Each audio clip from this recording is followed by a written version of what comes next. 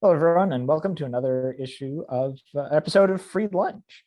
Today we have Carlos, me, I'm Steve, and Greg, and we're going to talk a little bit about what's happened since the last episode of Free Lunch. We're going to talk some about the Canadian protests and trusts, some then about uncertainty in policymaking, and finally, we'll make predictions on the record that will likely be wrong for what will happen in the midterms.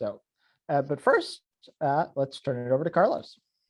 Yeah, we figured I would start by doing a little recap on 2021, and we had a series of discussions before the election in 2020, thinking about why we're voting one particular way, and I think I was the only vote on a particular direction that during the round, with some students that were participating in those discussions as well. And we spent time talking amongst ourselves why it was that we're doing it. So we thought about revisiting that after a year of the Biden administration would be a good way to start. And let me just start on the record saying that I don't regret at all my vote in 2020, my vote for Trump and the Republicans in generally. And the concerns that I have, I think, were very much solidified in the past year in terms of what the Biden administration brought to the table. So I'm going to focus on two things. Generally, two general categories. One was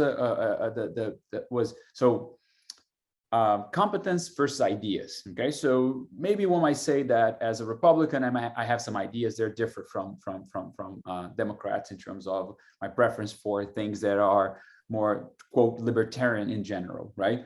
But also one might say that, well, even given those preferences, I might have chosen to vote for Biden, for example, because the competency aspect of the Trump administration were too negative. There were a lot of questions about the sort of ability of that administration to get anything, done and organized and so on. And again, the COVID pandemic was a great sort of example of, see, they're completely incompetent. They cannot manage this and so on, right?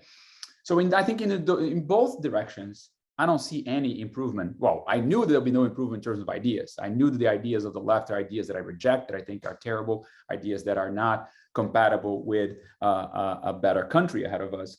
However, I did expect to some degree an improvement in technocratic competence, just by, again, a lot of our institutions, a lot of our elites are governed by people of the left. And, maybe there'll be some sort of adjustment. Maybe the CDC will be working a little better. Maybe the FDA will be working a little better.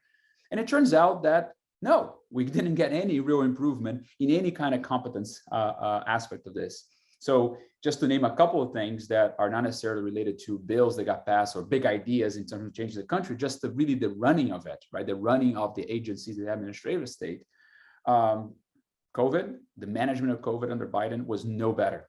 We have had a completely, deer in headlights of how to manage things, how to do testing, how to do quarantining, what are the rules they should be proposing, what the CDC proposes, and there's no plan. I just today received, after 2 months of the Omicron wave started, I received 2 tests on the mail by the Biden administration. Thank you, President. That was really helpful for my 2 kids, me and my wife here, after this long time. We have had a lot of time for improving testing, and we did it. And lots of things that were criticized, that the Trump administration was criticized for not accomplishing in 2020, the Biden administration did not accomplish in 2021 either. So just to tongue in cheek, more people die under Biden than under Trump. Now, I will not assign blame to Trump for the deaths in 2020, nor I will to Biden in 2021, but we were promised that, there was a big push in their campaign that no, we can do this. We will take better care of the country in this pandemic. And the fact is that it did not happen. The other example I would use is foreign policy, which again, doesn't rely on any bill passed by Congress.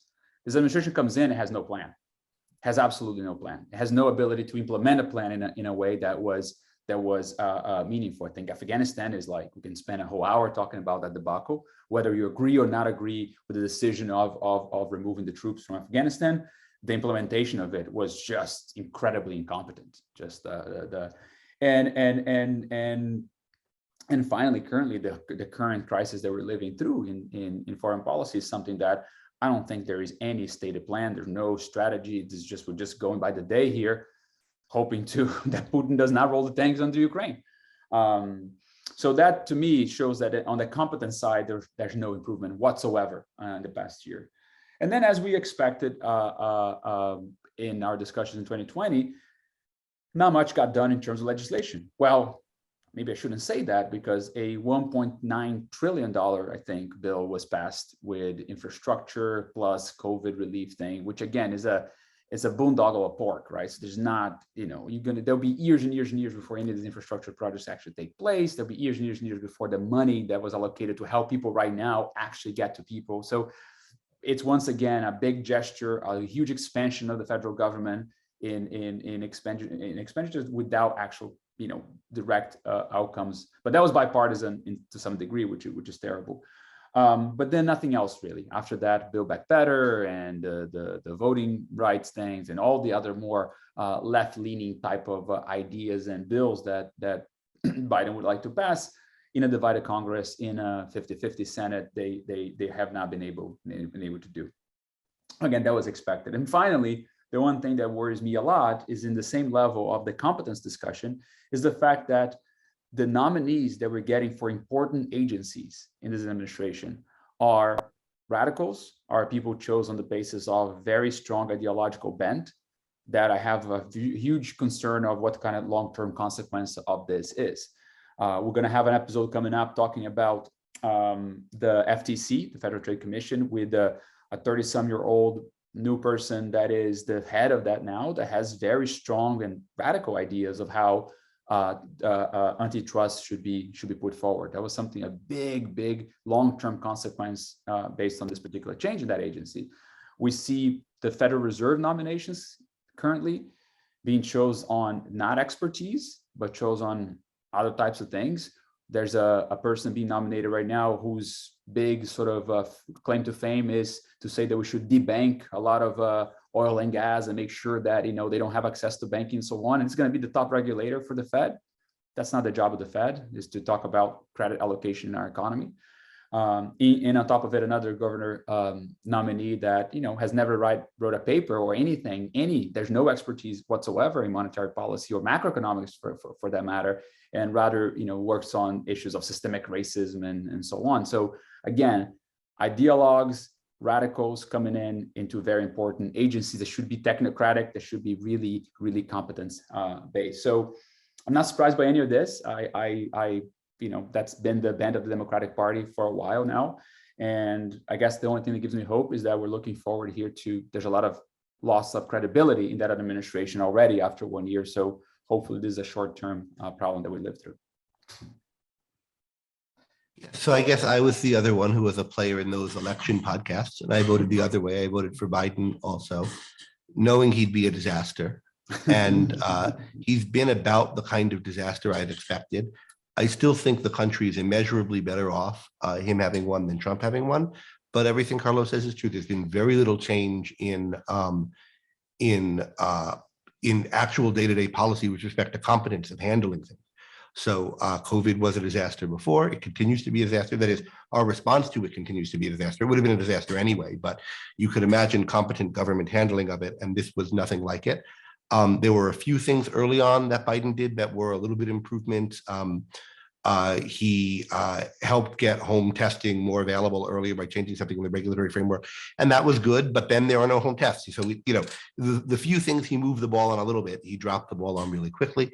Foreign policy, I mean, Afghanistan was a disaster. The kind of general time frame to lock us into withdrawal, Trump started, and it would have been a disaster under him, but maybe he'd have executed better. It would have been hard to execute it worse. So one way or the other, this was just a nightmare and an embarrassment. The main fault, I think, for this lies with Bush and Obama in setting up how this war was to begin with and not getting it into better terms, but none of these presidents is innocent of it. The worst thing with Biden, so I think, in terms of what got passed, it's hard to call the infrastructure bill little, but it's little in comparison to what people were talking about. And that we were going to have a bill of about that size on that kind of thing was baked in, whoever won.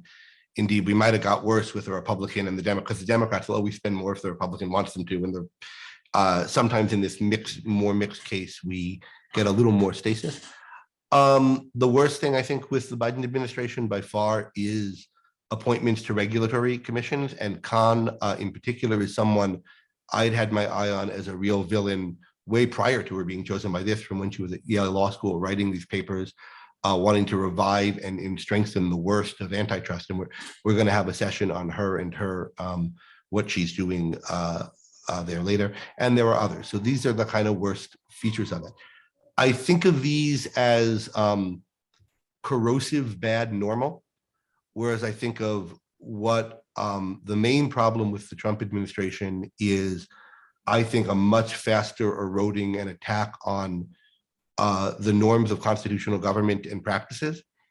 I think, to me, the main divide within American politics now is not between the right and the left, but between pragmatic, technocratic institutionalists on the one hand, whom I don't think are any good, but they're better than the alternative, which is kind of burn it all down types who don't have a positive vision to offer for an alternative, but want to dismantle in one way or another what's existing out of grievance. And I think of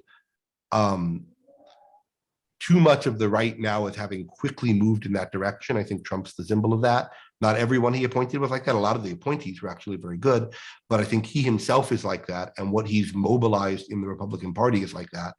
I think that's much more dangerous than the presence of that in the current administration, which is nevertheless very corrosive and has to be fought. We'll talk about what we're hoping for in the next elections later, but I'm certainly not hoping for, continued Democratic hegemony. So in response to the regulatory agencies, I note that, the vast majority of the work in these agencies is done by career staff. And there's not a whole lot of turnover. There's turnover at the very, very top level in between administrations, but there's a lot of continuity. So I'm not sure that we can really evaluate, the performance of regulatory agencies with how much change there would be from the end of the Trump administration to the beginning of the Biden administration, simply because it takes a long time to boot up the rulemaking processes. And then separate from that, given that the career staff doesn't change that much, I wasn't expecting that much change. I mean, in sort of non-EPA agencies, like the Securities and Exchange Commission, I think is going to be fairly similar. But because the EPA is just the Democrats and Republicans have very different regulatory ideas that certainly get expressed in how the EPA regulates, which is less prevalent in other agencies. So sorry. One other place where you might see it, though, so there's the how do the agencies, the main thrust of the agency is these lifer staff there, right? Who's the guy in Yes Minister? If you guys have seen that show, Sir something or other. Anyway, the lifer staff, they're the civil servants. They don't change when the political appointees at top change. And I think, that's right, that whatever kind of change the politicians can do there is more glacial. But there's also the change to what the interface is from the alleged technocrat subject matter experts and the politics. And one thing that Trump was, I think, rightly seriously criticized for, that you might have hoped for something better from Biden and you didn't get it, was the politicization of the CDC. So there was, I think, cases where it seemed like he was leaning on them to either not say things or say things different ways because of political headway or sidelining them. You might have thought, well, Biden, he'll put things, back the way they should be or something, how they are in previous pandemics or previous health emergencies where kind of it felt apolitical, whether or not it was, and the CDC was sort of more the source of the message. But there were cases where you got the same kind of thing, particularly regarding recommendations for schools, bowing to pressure from teachers' unions and things like this, where it seems like, yeah, this isn't medicine. It's being filtered through the political interests of the candidate and who his pressure groups are on him. So there's how that scientific advice-giving expert apparatus is deployed, when it's deployed and when it's not, that is in the hands, you might think of the politicians, and you might hope for one party to do better than the other. But again, we're seeing, I think, different flavors of politicizing it. I just want to push back on Steve's point also on one. So I agree with you on the APA. There's a lot of regulatory framework. It takes a while for things to go through. Judges getting, administrative judges getting placed, and the people like they're thinking sue. And so the system is robust to abrupt changes. Same for the SEC. I don't like this type of like green disclosure BS that's taking place now, and ESG crap, whatever. Which, by the way, I'm plugging in. There's a talk coming up this Friday here in McCombs by somebody from Chicago, just showing how essentially how silly this whole ESG investing is. But point being is that I can see that even though the message at the top has the flavor, the rulemaking and the process is slow and is not as glacial but similar for the Fed, the regulatory side of the Fed, I give you that. But for monetary policy, that's not fast. That's not glacial. That is fast. Having a person in the room who might decide that we should not raise or lower interest rates because Black unemployment is different than white unemployment, it's really problematic. And that's the type of person that Biden is nominating for that position. And again, is one vote out of 9, whatever, but still, it's the kind of discussion. It's a person that also attacked economists for having, it's basically saying that we should have limits on free speech in academia. She's on record saying that, trying to get rid of the editor of the Journal of Political Economy when it came out 2 years ago, talking about, well, we should be a little careful with this fund the police movement. So, I think that kind of person has a lot of power and can change things fast. The other one that I'm concerned in, and that's Greg pointed out, as in Khan, she decides who to bring suit against or not.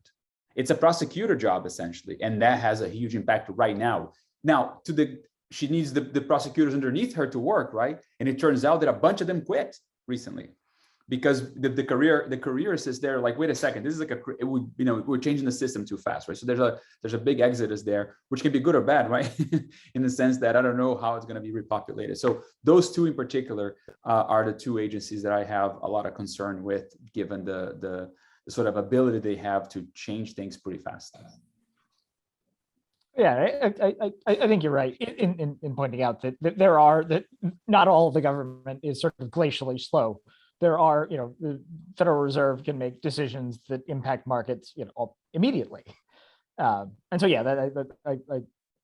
I was inartful when I said it's okay. it's all slow. It's a very good point. So do we want to move on to talking about the trucking protests and the lack of trust in the policymaking class? Yeah, we can spend again another hour talking about the Freedom Trucker. I don't even know, is there a official name for the Canadian truck protest? I've heard Freedom Convoy, but I don't know that's an official Freedom Convoy, name. yeah, the Freedom Convoy. But so my take on it is not separable from what Greg mentioned in terms of the sort of politicization of the scientific advice and the expert class. We've lived through 2 years now where things got politicized very quickly. We just had had an interview with Matt Ridley talking about his new book on the origin of COVID-19. And that's one example of that politicization, right? Early 2020, if you were to dare to say, listen, I don't know what this thing, maybe there's a lab leak. Maybe this came from a lab in China. It's sort of coincidental that this virus comes out in a town where 200 feet away, there's this like premier lab on coronavirus research in China. You're deemed a racist, whatever, right? Somebody that should be removed from polite company by suggesting that. Well, it turns out that the evidence now sort of weighs heavily in that being the dominant hypothesis versus the zoonotic jump, which is like the virus jumping from animals to people. So that's one example. There's lots of examples in the past 2 years that advice and the way the policies and draconian policies a lot of times were put in place, policies that would remove a lot of people's abilities to make choices by themselves, were done in ways that were not just, quote, following the science, but rather in a very politicized way. So the erosion of trust in institutions and expert classes is something that's been going on for a while. I think the polarization of, in the political space as well, but this was not good for that, right? The last 2 years were particularly bad for that. And I think this truck represent a lot of that, right? After a while, like, take the vaccine and that's going to get us out of the pandemic. You have a mandate in Canada. And then it turns out that doesn't matter. Omicron gets you anyway. and you're going to get a better outcome. That's a personal benefit now, no longer a positive externality, right? Something that will help your community. So, and the inability for governments to like adapt and err on the side of freedom in the past 2 years, I think leads to this. So they err on the side of know-it-all, trying to be very interventionist at a time when they don't have the actual certainty to do so. They don't have the actual information to be able to be very effective. So I think that people get that at some point, and I think we're seeing a very strong reaction to it in this movement in Canada, and which, by the way, now lots of people around the world are very supportive of it. Similar type of things are happening in other places. The follow the science rallying cry, I find really interesting in that it now it just means something to the effect of like, well, we should follow COVID mandates, and it's not sort of a general, it's portrayed as this general, like, yes, science tells us X, therefore we must follow it. But that, the CDC, for instance, also recommends against eating, raw cookie dough and, medium rare hamburgers. And yet in that case, or I think they recommend very strongly against smoking. Yeah. And right, and we err on the side of freedom there. So and in that case, like not entirely. I mean, smoking's banned in lots of places. You can't have a restaurant where you're allowed to smoke. But I mean, that's not freedom. Freedom is you decide whether your restaurant allows smoking or not, and I decide about mine. So it's just we haven't gone all the way to no freedom yet. Right. We haven't banned it completely yet. Yeah.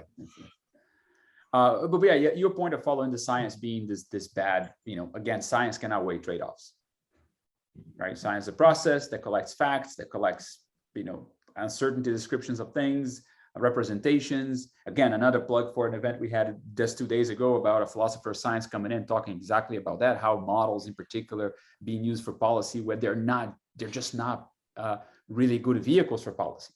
And that was not necessarily ever debated, never presented in a way that was honest. I think the lack of honesty in a scientific class in particular, in portraying the knowledge and the sort of like consequences of their recommendations, I think, creates more and more distrust out there in folks that, might not be as sophisticated in reading the evidence and so on, right? Like, I don't want to be elitist in saying this, but just like, I can see that lots and lots of people in the world look at us right now and be like, you guys don't know what you're talking about. It's not an issue of elitism. It's an issue of division of labor, right? Nobody can be an expert on everything. Right. Mm-hmm.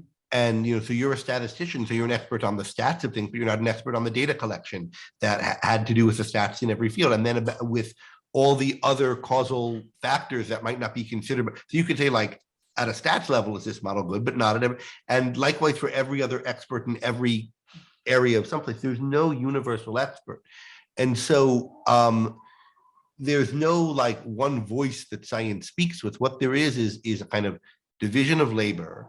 We need to figure out how to know who to listen to in each case. And most decisions require the synthesis of information from many different specialties and value premises. And so all of that has to happen. And there's a question as to how good is our culture at that.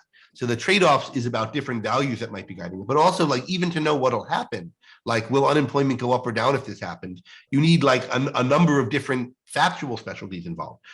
So at least for some things we can ask about, like, so, it's, there's a lot of, when we're thinking about, do we trust the science or do we trust the experts or do we trust, part of what we're thinking is to what extent do we trust that our community has good norms to surface the right relevant information, to have the relevant arguments come to the fore, so that you're hearing the right sets of opinions, that the right debates are happening in the right places, so that truth will surface from all the different specialties and specialized work that it has to happen.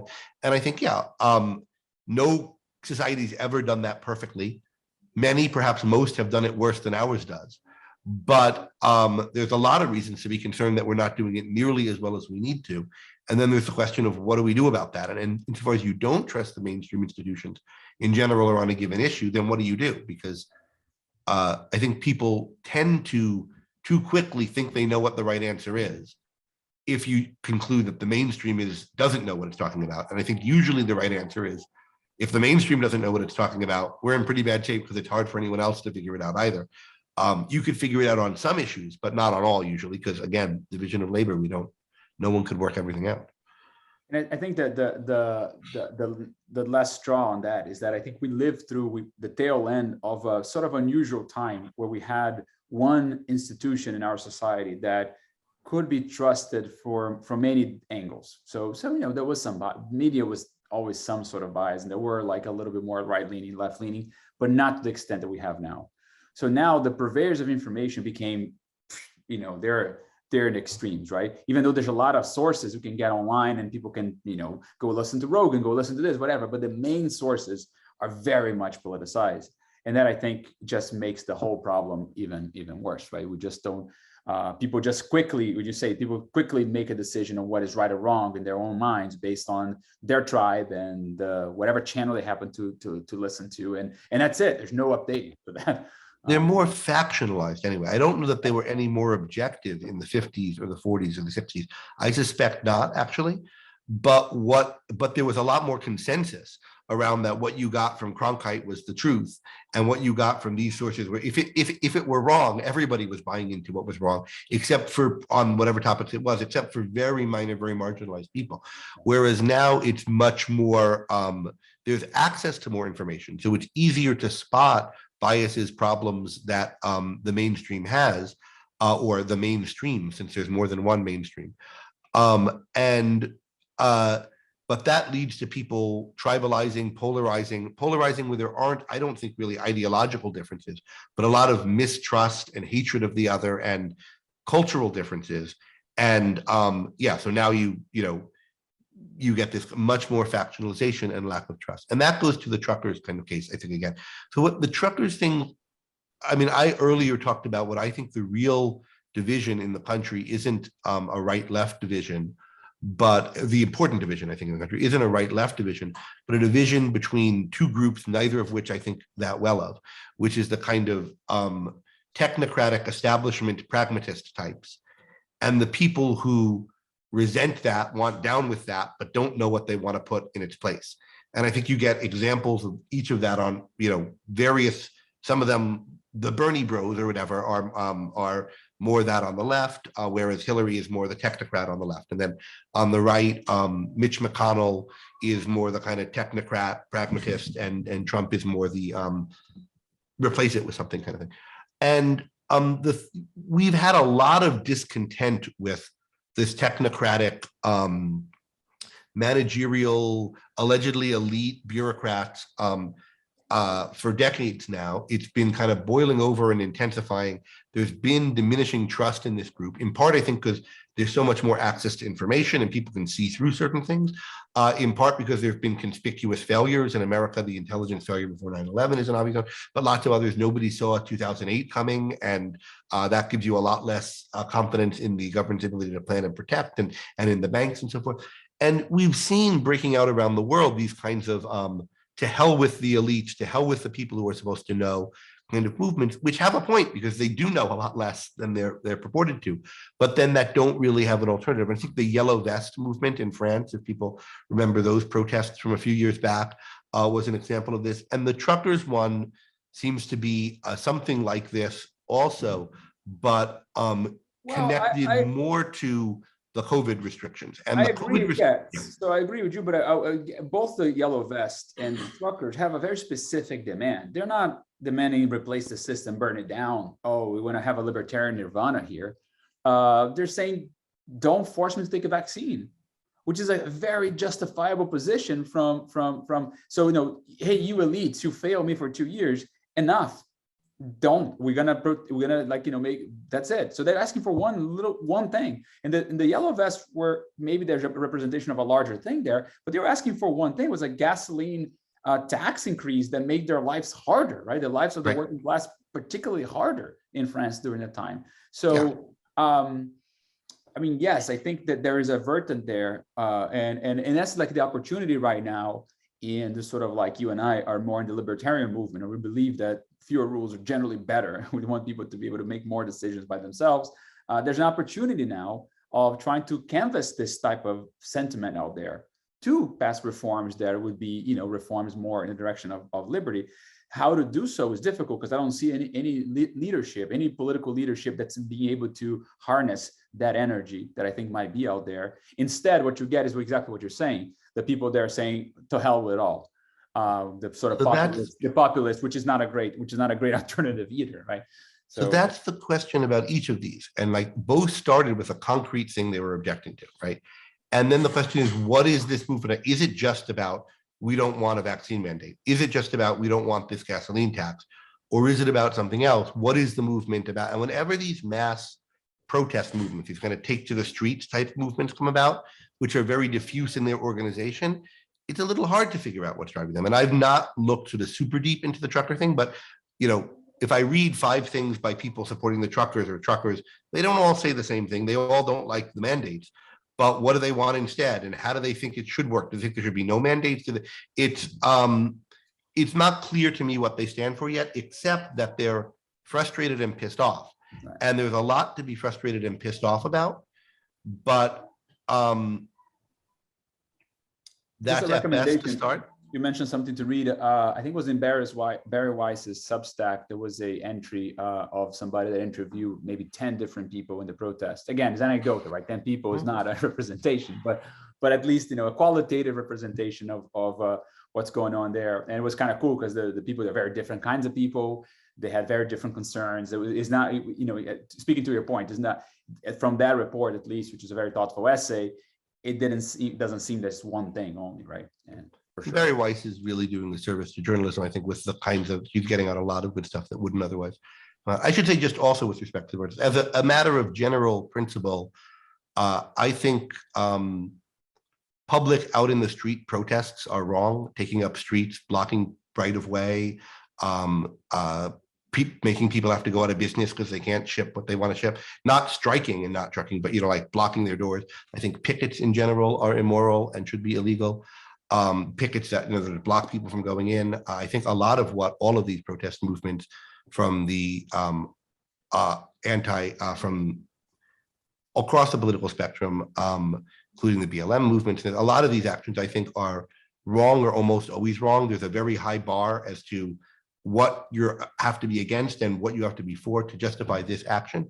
But whether this is the right action or not in a given case is a separate question from whether the cause they're fighting is right. And so let me ask you something on that. Like, how about Tiananmen Square? Tiananmen Square, I think, was justified, but that's because it was a dictatorship. So it's about the bar. So the bar man. And I think the things that make it unambiguously right is you have a dictatorship and no political recourse within the system. So you couldn't vote out Mao. You can vote out Trudeau. Now, it could be that the thing is so bad and so acute that it's an exception to that, but the civil rights marches in 1964. Yeah, so I think particularly because voting was an issue in the civil rights marches. Okay. Particularly because there was an effective inability of Blacks to vote in the South. And I think that's what made, and even there, I'm not sure that everything that they did in them was appropriate. But that's what I think makes the case there. In this case, the taking the vaccine mandates, in my view, they shouldn't be mandated, but it's small potatoes compared to the rights violations that were part of the COVID response. If there had been this kind of response over the lockdowns to begin with, I would have been a lot more sympathetic. That was an unprecedented kind of assault on liberty. This kind of, we're going to shut down whole countries for months at a time, and we're going to have curfews and all kinds of things. There's not really good science supporting it. We don't know what the hell we're doing. We're God knows what havoc we're wreaking to the economy and to people's lives.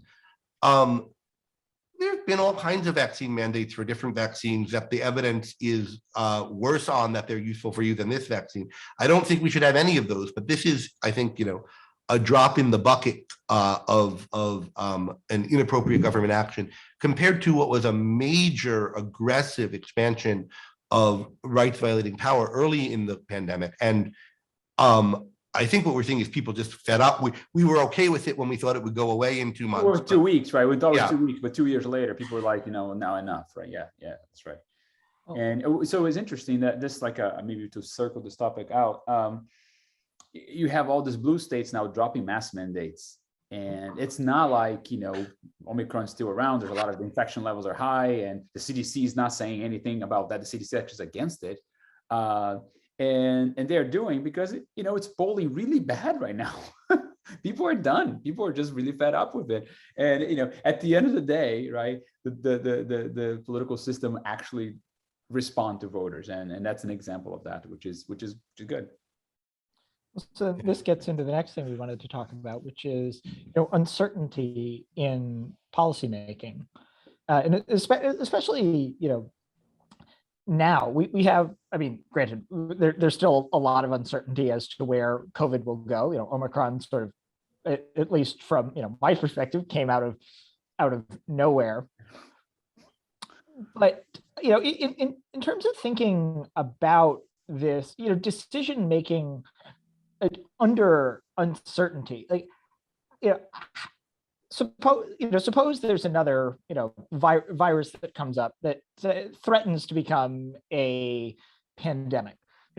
What should we do? What lessons have we learned that we could apply to some similar to COVID, but not COVID? The lesson that our policymakers did learn with COVID is that the best solution is to ape China, but not go all the way. So politicize your scientific establishment, try to suppress dissenting opinions when they don't go with the political line, and then solve everything by heavy-handed lockdown techniques. And so all the Western countries that you would have thought would have been an alternative to that just did a, let's do that, but only go halfway on it. So we won't, lock up scientists, but but we will kind of lean on social media companies about them or whatever. And we won't put people under house arrest, but we will, mandate lockdowns. And this is not, again, a party thing. It's across many different countries, and it's across, whether the right was in charge in that country or the left. You get this. This is kind of what we inherited. And what's scary is how much parroting of China it is, rather than a kind of alternative kind of response. So if we're saying what have we learned from it, that's what we have learned. That's what people have decided to do. That's what they've internalized. If this happens again, we're going to get, at least the first reaction might be to have more of this. What I think we ought to learn is that there's a need to have in statute defined powers for what governments do in cases of pandemic or contagion risk, where there are like categories of thing, how it's judged that it's this category of thing, what will be done in that kind of case, what the limit of the emergency power would be, how we're going to test so that it's not what we had now, which is the president scrambling to do something and trying to cover his ass politically, and therefore passing it on to the governors, who were then doing the same thing. And what all of those people did was kind of evade the problem until it got too big, and then tried to clamp down on their societies, rather than having any kind of rational strategies. I disagree with you in the sense that I agree that I agree with the description of what happened, right? But and going ahead, having some sort of like rule book that is ex ante put in place, so that once the crisis hit, you kind of know how to follow. That's definitely generally a good idea. My concern, however, is that the rules and definitions of when you cross certain, it might be based on really shoddy science. And that's what we saw here. Our ability to use these epidemiological models, they turns out they were all bad. They're all bad. And they were useless for decision making. So had we had in place a strategy to deal with it using inputs from this model, I think we would have done a lot of bad things as well. So I don't think that would have solved anything. On the other hand, I think there's a real, if we honestly look back at these mathematical models that were put in place and their effect in life in the last 2 years in the world, there would be a lot of people that would be very ashamed of their work and the quality. Again, not because they did it on purpose, just because of the bad quality of work, what it has led to, right? So you do something that's bad quality and it leads to a lot of problems. You're not particularly proud of the outcome. So meanwhile, there were a lot of like long standing, I think, so Eric Winsberg this week said something that I thought stuck with me. He said, like, trust old science more than new science. And he didn't mean like, oh, old is better than new. No, it mean like long standing bodies of literature. Science moves slow. And you need this sort of like really long-standing body of literature to trust on some aspects of science. And here's an example of it where this old man from Sweden comes in and says, I think people are forgetting that we're dealing with a respiratory virus. This thing's going to be multiple waves. We can't. There's no exit strategy by locking down right now. This is not going to work. We need to just basically learn how to live with it. And I'm not saying that they did it perfectly in Sweden, but they were honest about it. And they use like the playbook of many previous respiratory viruses, pandemics. And they didn't try to do anything crazy and new and draconian. They're just like, listen, we're going to try to isolate some people. They did a bad job managing, again, nursing homes, which again, hard to avoid, but in the beginning in particular. But like after 2 years, they look no worse than anybody around them. Yeah. So I think when I talk about a need for law, there's a Swedish Communicable Disease Act, if I forget the year that it was in, but it was well prior to this pandemic, that was governing their, in part it was that they had the particular epidemiologist and he answered confused, but part of the context in which it was happening is there were laws about what triggers certain kinds of powers. And they were not like just those SIR model, what is it, SIR model? SIR models. And yes, I think that's the kind of thing I'm thinking of as the right kind of law, which isn't to say Sweden handled it perfectly. There are ways in which they didn't, and maybe ways in which their laws can be revised in light of what's learned. But we did not follow what was understood to be the best science 2 years or a year before this pandemic, in the pandemic. It was not the playbook that you should have immediate lockdowns. It was not the playbook that schools should be closed down before other things. These were things that were done in panic because it wasn't clear who was in charge. And so law moves slowly. And so to the extent that some of these things are put in law, they're not going to be about what the latest scientific, paper of the month is. They're going to be about made when we're not in a crisis time, thinking about how power is distributed in these kind of situations. And that, I think, is something that can lead to public trust in the institutions and can also limit the extent to which we have political leaders acting out of panic with no rails, in effect, which I think what we saw a lot of, again, all over the world. So this is not distinctly an American problem. We weren't the worst, in fact, in it. Right. Even of, what you might think was liberal democracies. New Zealand and Australia and even Canada.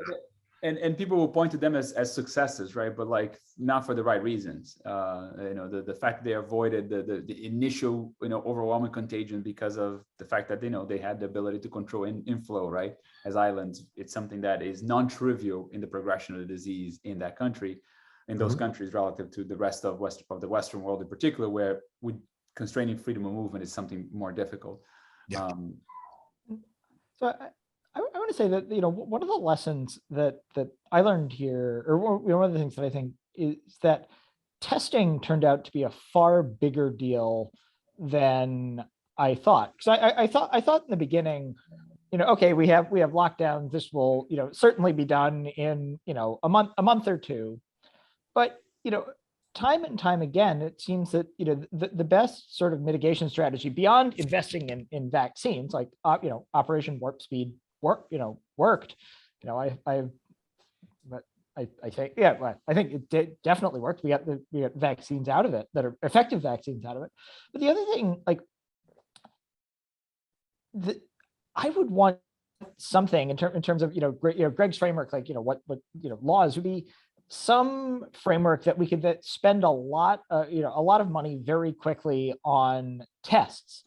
Because the tests don't have to be, 100% accurate, but I think it's been so hard to get good, COVID tests, even 2 years, and not even good, like just get a lot of them, right. Get them 2 years in. That's the biggest failure. That's the biggest failure that we encounter. And if I encourage you to go back, if anybody, maybe we can put this in the listening, in the notes for the podcast. Paul Romer, economist from NYU, maybe, I can't remember now, but famous economist, Nobel laureate, I believe, wrote a thing at the very beginning saying, test everybody every day, multiple times, this thing is over immediately. So, it doesn't have to be perfect. And he wrote it, the test doesn't have to be perfect, but just like you change the probability dramatically, if everybody did this will be over, right? But we didn't even approve a number of tests that, other countries approved that were developed in the US. We didn't even approve, they are not available, right? So Germany did one thing much, much better than us, which is exactly that. There's abundant, like, rapid tests in Germany, not things that you need to report. That's the other thing too. It's just people controlling by themselves the progression, right? There's no big consequence if you test positive. Just don't go into the barbershop because there's a thing in the front that you lick and and throw in. That is, I agree with you. I mean, that if we don't learn that lesson, that in contagious disease pandemic, you need to have very quickly low quality tests is better than high quality tests if they are fast. Right, so fast and erratic is much better than precise and slow. And this is something that was known from the beginning by people who this is their field. So Michael Mina at Harvard was ringing the bell about this from the beginning. My friend Amish Adalja, who we interviewed here once last year, was making sounds about this from the beginning. And South Korea, which has had more problems later on because of lack of vaccination and slower uptake of vaccination at a certain period, but early on was very good, much more open than we were, because they were able to do a lot of testing. And we have this kind of sclerotic regulatory framework where the declaration of it as a health emergency actually made it harder to get tests out because the standards for them changed. I had friends working in emergency rooms where they actually had equipment in the hospital to do tests, but they weren't allowed to do them. And so they were treating people that they knew had COVID, but they couldn't prove it with the test. And it was just a mess. And what we need in general is a regulatory framework that has a bias towards freeing things when going gets tough, to allow for greater scope, not for private action, not for constraining and centralizing. And all of the impetuses were towards constraining and centralizing in this pandemic. The best thing about warp speed was the kind of freeing up of regulatory pathways to make things happen more quickly. But that could have been done, I mean, politically feasibly, maybe it couldn't, but that should have been done a lot wider. And in particular with testing, how about the following? Anyone can market anything for COVID. No one would support such a law. They'd blanch and turn white, but it would have saved a lot of lives. And the reason there would have been lots of, and similar ivermectin that isn't even really ivermectin being sold and all kinds of bad stuff, but that could be handled by fraud suits later. And we're able to evolve ways to, learn what works if we have the freedom to do it. And if we're not all extra distrustful of one another and of the government, because we know that they're hamstringing us in our ability to pursue our own health, and we don't trust their ability to do it. Yeah, the vaccine too, like just point out that I think vaccines would be ready 6 months earlier than they would have if it wasn't for the very strict FDA. Even under emergency approval was still too slow, right? We had the techniques and the things were in place. Like they had the vaccine in March 2020. And I don't think we started vaccinating people until maybe December 2020. So it's a miracle that was very fast and effective. And again, if you did trials, what do you call it? Challenge trials, right? That would have learned much faster about the effectiveness of the vaccine. And anyway. Or at least you may have. I mean, there are questions about whether if we had the freedom to do that, it would be the right thing, whether it would be whether it's actually the best from there are all kinds of questions in how do you prove effectiveness, and maybe it really takes more time to prove effectiveness, but let the people in the companies that think they know it sooner give it a try, and buyer beware and so forth. And the ones who think they need to take longer, or maybe we would have it in the most vulnerable populations earlier. I mean, how bad could this thing have been that giving it to everybody in a nursing home who was going to drop dead if they got COVID, we might not have needed to know how safe it was to know that was a good move before you give it to a 20-year-old who you need more information. And we got the information and we are giving it to 20-year-olds, but to give it to a 90-year-old maybe is a lighter lift. All right, so to wrap up, they're talking about our predictions for the midterms. Yeah. Okay, so my predictions for the midterms. I'll say that Texas gets redder. So the Texas House, Texas Senate, all statewide are going to be Republicans. Not I don't think there'll be any Democrat that's going to squeak through, and nationally, I think it's fair. It's going to be hard to see a House that doesn't go Republican. I'm not so sure about the Senate. I think the Senate, it's maybe 50-50 there, and not 50-50, not the split, but like I think the odds, and particularly just because of where people are vulnerable. It's not clear to me that Republicans have a strong advantage there. I think a lot of people are assuming that, but when I look at the data more carefully, to me sounds that it's more like a closer race in the Senate, but there's absolutely no way that the Democrats keep the House. The only pushback I would have on that is, unless something really weird happens between now. So I agree. Looking from right now, it looks fairly impossible for the Democrats to keep the House. But in the Senate, yeah, there are very few races. You get a couple, the Democrats win a couple close races, and it's 51-49. Or the Republicans win a couple close races, and it's 51-49 Republican control. Yeah, so I don't have an opinion on the Texas races, only because I'm not long enough a Texan to have gotten a feel for Texas politics. In general, I'm more for things becoming more mixed. So given that it's a pretty red state, I'd like to see, more tension between the parties. But I don't know really what's going on, and I'm not happy with some things. I'm happy with that this Texas legislature did, but other things I'm very unhappy with. So I'd like to see them get some pushback for that. I don't think they're going to, but I'm not sure. On the national level, everyone thinks, and I think with good reason, that this is going to be a election in which the Republicans pick up seats, at least in the House. Almost always you get that in a midterm election.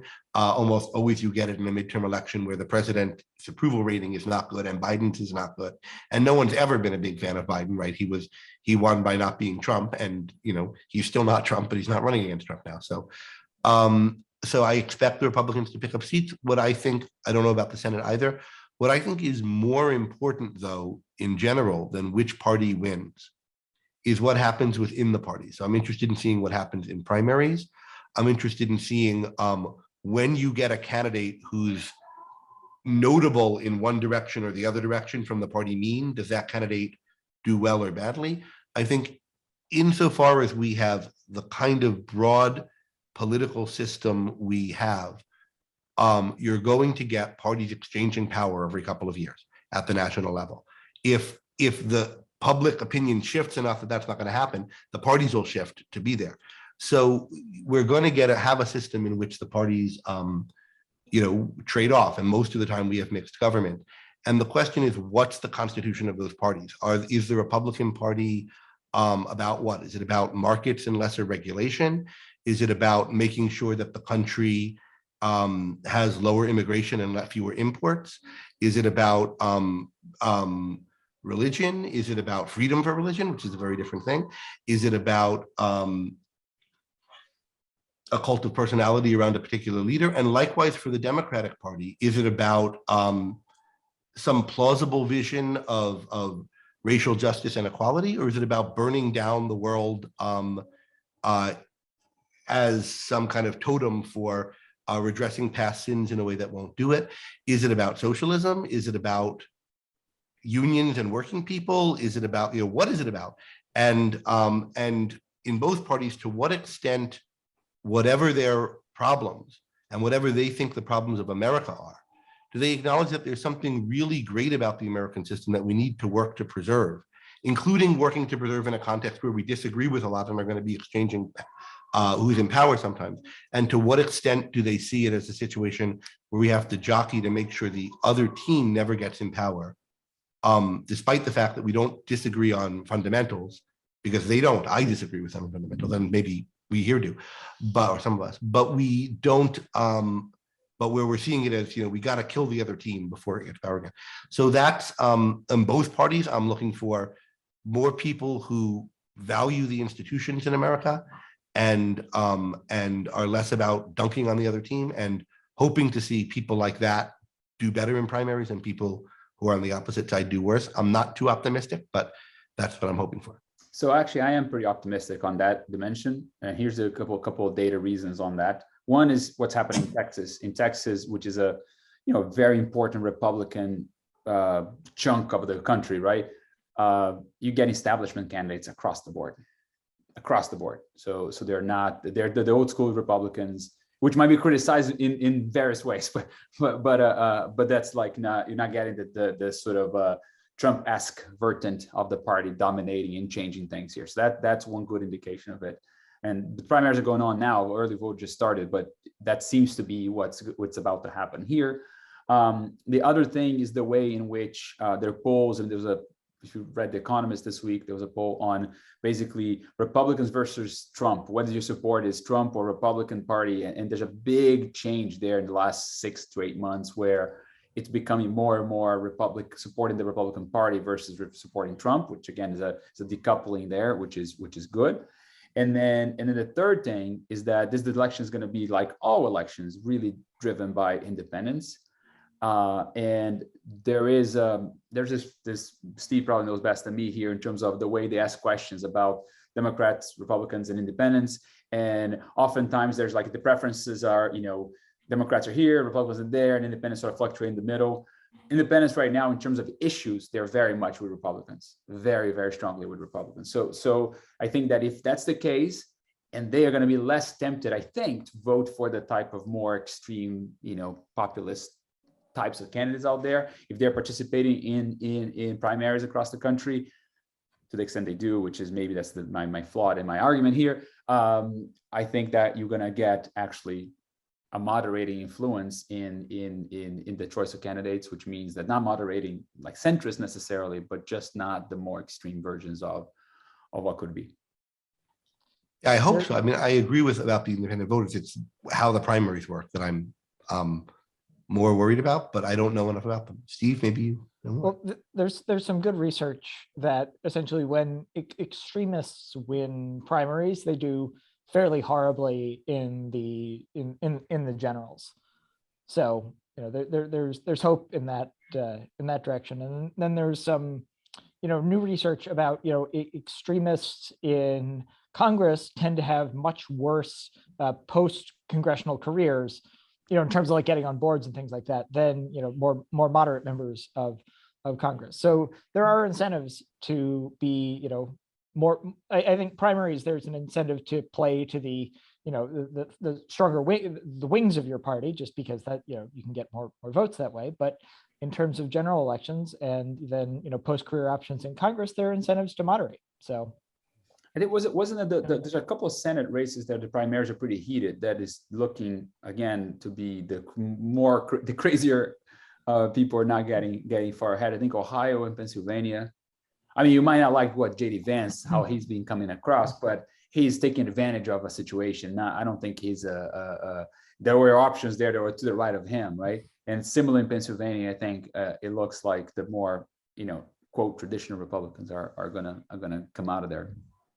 I mean, I'm hoping we get, again, the moderates. I say this myself being a proud extremist, but you have to be, if you're going to be an extremist, you have to be for the right extremes. And I think, well, that's all extremists say.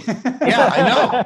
But I mean, I think one has to think about, like, I don't like the status quo shouldn't make you think anyone who also wants a big break from it, I'm with him. You want to keep with the status quo unless they're breaking in the right direction. And I don't see any of the things that are big breaks with it that are on the table now as being breaks in a better direction than it.